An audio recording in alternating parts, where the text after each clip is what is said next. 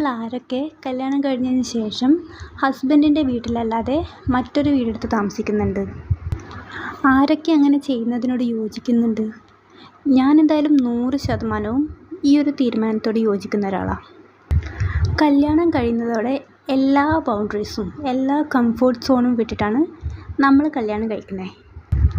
എന്നിട്ട് മറ്റൊരു വീട്ടിൽ ചെന്നാൽ ഫുൾ അഡ്ജസ്റ്റ്മെൻറ്റും ആയിരിക്കും. എന്നാൽ ഹസ്ബൻഡിൻ്റെ കാര്യം അങ്ങനെയല്ല.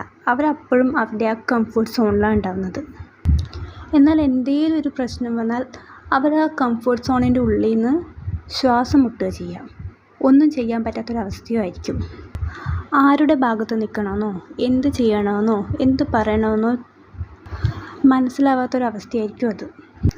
അതിനേക്കാളൊക്കെ എത്രയോ നല്ലത് രണ്ടുപേരും കൂടി സെപ്പറേറ്റ് ഒരു വീടെടുത്ത്, അതിനൊരു റെൻറ്റഡ് ഹൗസ് ആയാലും കുഴപ്പമില്ല, സെപ്പറേറ്റ് ഒരു വീടെടുത്ത് അവിടെ താമസിക്കുന്നതായിരിക്കും നല്ലത്.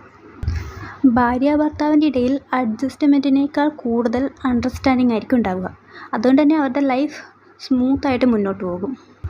ഇന്നെന്ത് അല്ലെങ്കിൽ നാളെ എന്ത് എന്നുള്ളത് ഇവർ രണ്ടുപേരും കൂടി മാത്രം ചിന്തിച്ച് തീരുന്ന പ്രശ്നങ്ങളെ അവർക്കിടയിൽ ഉണ്ടാവുള്ളൂ. എന്നാൽ നമ്മൾ മറ്റൊരു കുടുംബത്തിലേക്ക് കയറി ചെന്നാൽ അവിടെയുള്ളവർ നമ്മുടെ ഇമോഷൻസ്, ഫീലിംഗ്, നമ്മുടെ ചിന്താഗതികൾ ഒക്കെ ആക്സെപ്റ്റ് ചെയ്യണമെന്നില്ല.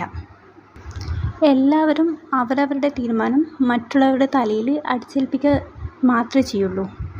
അത് പ്രശ്നങ്ങൾ അങ്ങ് വഷളായിക്കൊണ്ടിരിക്കും. അതിനേക്കാളൊക്കെ എത്രയോ നല്ലത് ഹസ്ബൻഡും വൈഫും സെപ്പറേറ്റ് ഒരു വീടെടുത്ത് താമസിക്കുന്നതായിരിക്കും.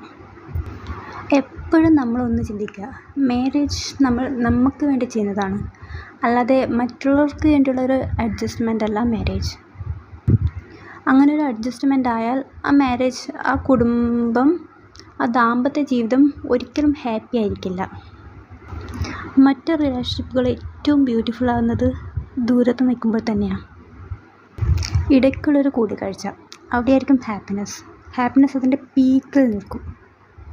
കാരണം അവിടെ വഴക്കിടാനോ അല്ലെങ്കിൽ ഒരു കുടുംബ കലഹം ഉണ്ടാവാനോ ഉള്ള ഒരു സ്പേസ് ഇല്ല എന്നുള്ളതാണ് സത്യം. അതിനുള്ള ടൈമില്ല അവിടെ. കാണുന്ന ആ ചെറിയ നിമിഷം സന്തോഷത്തോടുകൂടെ എൻജോയ് ചെയ്യും. ഒരിക്കലും നമ്മുടെ ലൈഫിൽ പുറമേ ഉള്ള ഒരാളെ ഇൻ്റർഫിയർ ചെയ്യാൻ സമ്മതിക്കാൻ പാടില്ല. അങ്ങനെ ഒരു സംഭവം ഉണ്ടാകുമ്പോൾ നമ്മുടെ പ്രശ്നങ്ങൾ ഒന്നുകൂടി കോംപ്ലിക്കേറ്റഡ് ആകും. അല്ലാതെ അതൊരിക്കലും സോൾവ് ആകാൻ പോകുന്നില്ല. നല്ലൊരു റിലേഷൻഷിപ്പിൻ്റെ അടിത്തറ എന്താണെന്നറിയോ?